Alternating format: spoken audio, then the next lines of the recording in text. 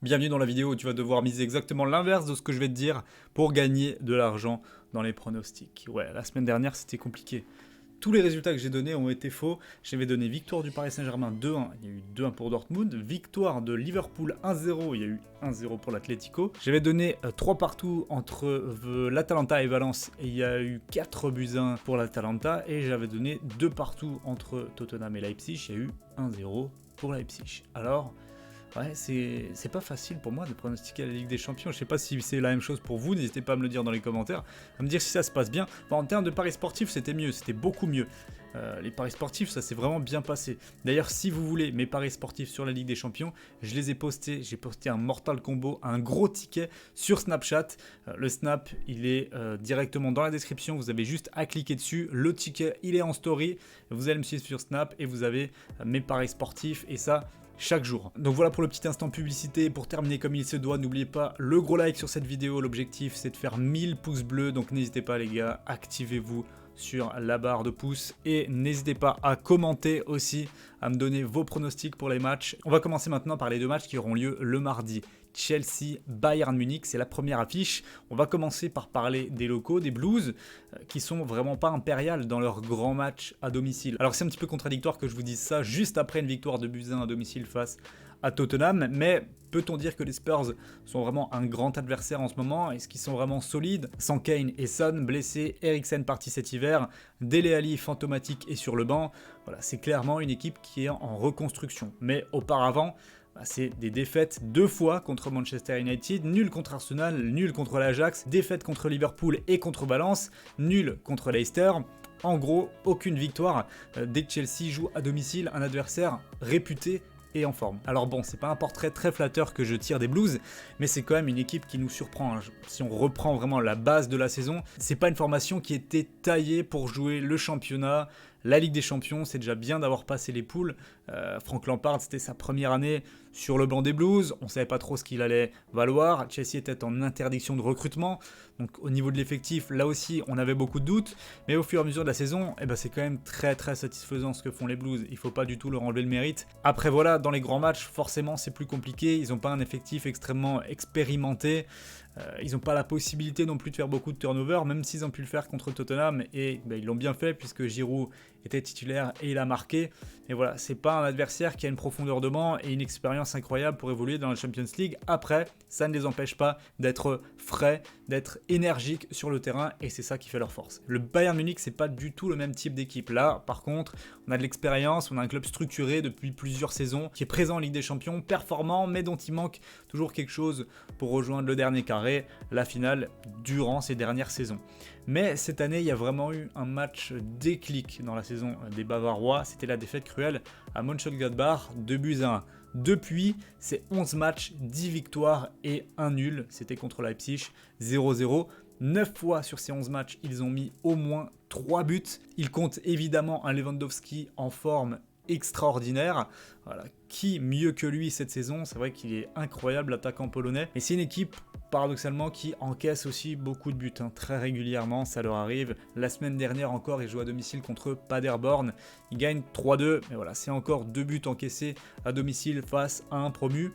En gros, pour conclure un petit peu sur ce match-là, on a deux équipes joueuses, vraiment très joueuses, mais dont le résultat est assez incertain. Et pourtant, le Bayern a une cote de 1,80. C'est quand même assez bas, je trouve. 4,30 pour les locaux. Pour moi, c'est surprenant. Donc, sachant qu'on aura des surprises, comme on a eu la semaine dernière, où la majorité des parieurs qui avaient misé les favoris se sont fait surprendre, attention, là aussi, et la cote de Chelsea à 4,30 pourrait être intéressante. Pourquoi pas aussi la double chance Chelsea au nul, c'est coté quand même quasiment à 2. Et moi, mon pronostic, ça va être un match nul sur ce match-là. 2 buts partout, le nul qui est coté à 4,10. On passe maintenant à la seconde rencontre, celle entre le Napoli et le FC Barcelone. Alors c'est marrant ce match-là, puisqu'on a deux clubs qui ont traversé des crises institutionnelles plutôt profondes et certainement pas réglées. Mais où le sportif a quand même fini par reprendre ses droits ces dernières semaines, et c'est surtout ça qui est important. Naples, pour commencer, a connu une saison très mouvementée, hein, c'est le moins qu'on puisse dire, hein, entre conflits internes et encore le mot est faible, un temps s'était tendu, mais finalement il y a quand même eu ce retour au calme qui a coïncidé avec le retour des résultats. bah, c'est assez logique puisque Naples reste quand même une très belle équipe avec un 11 titulaire qui est vraiment extrêmement cohérent. Entre-temps, Ancelotti a laissé sa place à Gattuso sur le banc et le Napoli a gagné 6 de ses 7 derniers matchs. Ils sont aussi très bien partis pour se qualifier en finale de Coupe d'Italie. Et dans les gros matchs, c'est une équipe qui n'a pas tremblé. Victoire à l'Inter 1-0, victoire contre la Juve à domicile 2-1, contre la Lazio également à domicile 1-0.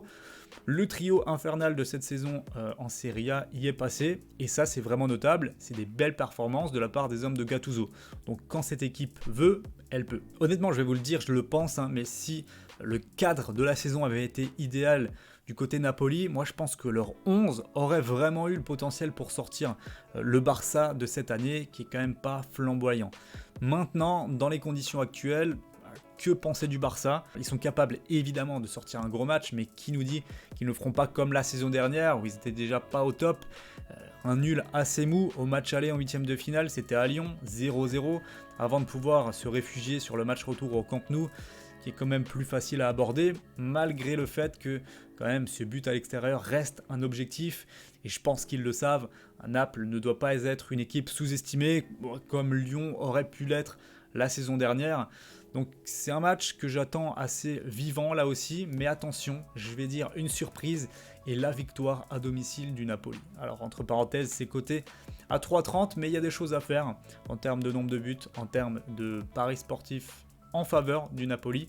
Et mon score, je vais dire une victoire 2-1 de Naples. On passe maintenant au match de mercredi. Lyon-Juve, pour lequel je serai au stade, et j'ai hâte, ça va vraiment être énorme. Et enfin, Real Madrid-City. On va commencer par ce dernier match. Et qu'il est équilibré celui-là. Je suis clairement pas capable d'affirmer un résultat, mais pour être honnête avec vous, j'ai un petit peu peur d'être déçu par rapport à cette rencontre. C'est vraiment le match qu'on va scruter, mais ça sent aussi l'observation quand même de part et d'autre.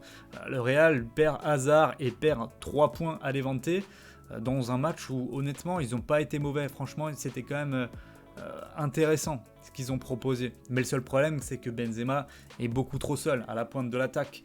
Voilà, quand il ne marque pas, il n'y a pas de relais. Museler Benzema, c'est museler le Real Madrid clairement. Et ça, je pense que Guardiola l'a bien compris.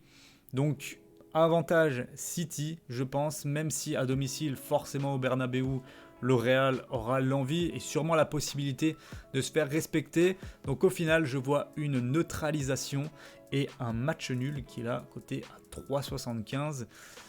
Mais je vois pas un match si spectaculaire que ça. Et on va terminer donc par le match de notre club français, le second. Le Paris Saint-Germain a perdu la semaine dernière et ce serait paradoxal que Lyon arrive à gagner son match. Allez, bon, c'est à domicile contre la Juventus, contre l'équipe de Ronaldo qui est en pleine bourre. Alors fera-t-il plier les Lyonnais? C'est possible, c'est fort possible. Même si la Juve n'est pas à son prime, ils ne sont pas à leur top niveau, ça reste la Juventus. Et Lyon reste surtout l'équipe moyenne qu'ils sont cette saison. C'est surtout ça qui me fait peur. Moi, je ne pense pas qu'ils aient les capacités d'élever réellement leur niveau de jeu. C'est pour ça que je ne vois pas la Juve s'incliner. Et à jouer, je prendrais même leur victoire qui cotait à 1,91 à l'extérieur. Alors là aussi, ils peuvent se contenter entre guillemets d'un match nul, disons un but partout, mais Lyon me paraît quand même un petit peu faible et léger, même si j'adorerais, surtout que je serais au stade en plus, les voir faire une belle performance et les faire kiffer tout leur stade. Malheureusement, c'est pas ce que j'imagine. Donc voilà, victoire de la Juve sur le score de 1-0. On termine ici pour les pronostics de ces derniers huitièmes de finale. Allez, j'espère que la vidéo vous aura plu. Si c'est le cas, le like et l'abonnement, c'est très important. Merci à toutes les personnes qui se réabonnent à la chaîne Julien Bien pour la faire remonter petit à petit. Et nous, on se retrouve très bientôt pour de nouvelles vidéos, toujours sur le foot et les pronos. Ciao!